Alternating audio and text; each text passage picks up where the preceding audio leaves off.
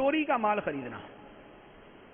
چوری کا مال عموماً سستا مل جاتا ہے اور دل کے اندر یہ بات آ بھی رہی ہوتی ہے کہ ہے چوری کا، اتنا سستا بیچ رہا ہے چوری کا ہی ہوگا. اس کے باوجود کہ ٹھیک ہے بھائی مل رہا ہے تو مل رہا ہے. تو چوری کا مال خریدنا جس کے بارے میں یقین ہے کہ یہ چوری کا مال ہے، یا جس کے بارے میں ظن غالب ہے کہ یہ چوری کا مال ہے، اس کو خریدنا ناجائز. جس شے کے بارے میں یقین ہے چوری کا مال ہے، جیسے مثال کے طور پہ کسی جگہ کے بارے میں پتہ ہے کہ یہاں پر چوری کا مال بکتا ہے. ایک شے جو دوسری جگہ 1000 روپے کی ملتی ہے یہاں پر 300 روپے کی مل جاتی ہے، اور یہ بھی پتہ ہے کہ یہاں پر چوری کا مال ہوتا ہے. تو اب ذہن کے اندر ظن غالب بعض صورتوں میں پیدا ہو جاتا ہے کہ یہ چوری کا مال ہے، تو وہاں پر وہ شے خریدنا ناجائز. یا کوئی آدمی واقعتاً چوری کر کے لایا، جیسے کوئی چرسی ہے، افیونچی ہے، ہیرنچی ہے، وہ چوری کا مال لے کے آیا کہ ایک شے پتہ ہے کہ اس کی ہو ہی نہیں سکتی، کسی کے گھر سے اٹھا کے لے آیا. اب وہ آ کے بیچ رہے ہیں اور وہ کہہ رہا ہے نہیں ٹھیک ہے جی آپ 100 روپیہ دے دیں، یعنی 2000 روپے کی چیز ہے اور وہ پہلے کہہ رہا ہے جی آپ جو مناسب بس لگا دیں میں لے لوں گا. وہ بولے ہیں کہ 100 روپیہ نہیں جی 100 روپیہ نہیں 1000 روپیہ. اب وہ 2000 کی چیز جو ہے وہ 1000 سے شروع ہو کے 100 روپے پہ پہنچ گئی. تو 100 روپے پر اس کا پہنچنا جو ہے یہ اس کے بارے میں تردد پیدا کر دیتا ہے. اب سامنے والے کی صورتحال کچھ قرائن کے ساتھ اگر ہمیں ظن غالب حاصل ہو جائے کہ یہ چوری کا مال ہے تو اس کا خریدنا حرام. اسی کے ساتھ ملتی جلتی ایک اور صورت عرض کرتا ہوں. یہ بھی جو ہے یہ چھوٹی موٹی چیزیں دکاندار وغیرہ ان کے ساتھ پیش آتی ہے. دکان پہ بچہ آتا ہے 100 روپے کا نوٹ ہے، اب 100 روپے کا نوٹ دیا، اس کے بعد شروع کیا یہ بھی دے دیں، یہ چاکلیٹ بھی دے دیں، یہ ٹافیاں بھی دے دیں، یہ کھلونا بھی دے دیں، یہ چیز بھی دے دیں.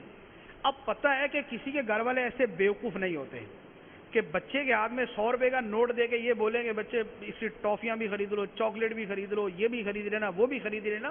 پتہ ہوتا ہے کہ گھر والے بیچتے ہیں کہ 5-10 روپے کی چیز خرید لو، اور یہ بچہ اپنی موج کے اندر لگا ہوا ہے. دکاندار بھی خوشی کے ساتھ جو ہے اس کو ساری چیزیں اس کی تھیلی بنا کے اس کے ہاتھ میں دیتا ہے، 100 روپیہ جیب میں رکھتا ہے. تو جس بچے کے بارے میں یہ گمان ہے کہ یہ گھر سے اتنی خریداری کے لیے نہیں آیا، اس کے گھر والوں نے پیسے اس لیے نہیں دیے کہ سب کی خریداری کر کے آئے، اس بچے کو سودا بیچنا بھی جائز نہیں.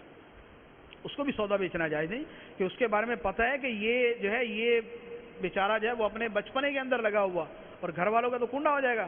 اب گھر والے بعد میں آتے ہیں کہ یار آپ کو عقل نہیں تھی، آپ کو پتہ نہیں ہے بچے کو 100 روپے کون پاگل دیتا ہے اس طرح کے جا کے ٹافیاں خرید کے لے آؤ ساری. تو بعد میں اس پہ جھگڑے بھی ہوتے ہیں. تو اب وہ بات کے جھگڑے وہ اپنی جگہ، لیکن دکاندار کو خود جو ہے کامن سینس ہونا چاہیے کہ کوئی چیز جو ہے وہ بچے کو اتنے روپے اس لیے نہیں دی جاتے. 1000 روپے آ کے بول دے کہ ساری ٹافیاں دے دو مجھے، تو اتنا تو سمجھ جائیں گے نا کہ 1000 روپے کی ٹافیاں خریدنے کوئی نہیں بھیجے گا اس کو. اور 1000 روپے ابھی پتہ نہیں گھر والوں نے اس کو دیا یا نہیں. بچے کی عمر ہی اتنی نہیں ہے کہ اس کے ہاتھ میں 1000 روپے کا نوٹ دیا جائے، یہ تو ویسے لگتا اٹھا کے لایا. تو وہاں پر اس کو دے ہی نہ، بلکہ اگر خیر خواہی کرے تو اس کے گھر والوں کو جانتے ہوں تو رابطہ کر کے بتا دے کہ آپ کا بچہ 1000 روپے کا نوٹ لے کے گھوم رہا ہے اور چیزیں خریدنے کے لیے جب وہ کہہ رہے ہیں تو یوں خیر خواہی کریں گے تو یہ خیر خواہی کا بھی ثواب ملے گا، گھر والے دعائیں بھی دیں گے آپ کو.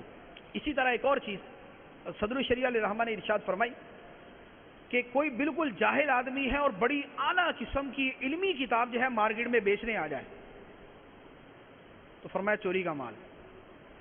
نہ اس کے باپ دادا کے اندر کوئی عالم گزرا کہ اس کی وجہ سے ہو، نہ اس کے تعلق داروں کے اندر کوئی ایسا ہے کہ چلے اس نے تحفہ دے دیا ہو اس کو. ایک جاہل مطلق آدمی ہے اور اعلیٰ درجے کی علمی کتاب جو ہے وہ بیچنے آ گیا تو معلوم ہے کہ یہ کتاب اس کی نہیں، یہ چوری کی ہے. تو فرمایا کہ اس سے کتاب خریدنا جائز نہیں. تو یوں جہاں پر آپ کو اندیشہ ہے کہ یہاں پر گڑبڑ ہے، یہاں پر جو ہے یہ چوری کا مال ہے یا یہ غلط فہمی کی بنیاد پہ ہو رہا ہے تو وہاں پر اس طریقے سے اس سے خریدنا یا بیچنا جو ہے یہ ناجائز. صلو علی الحبیب صلی اللہ تعالی علی محمد. مجھے اپنی اور ساری دنیا کے لوگوں کی اصلاح کی کوشش کرنی ہے.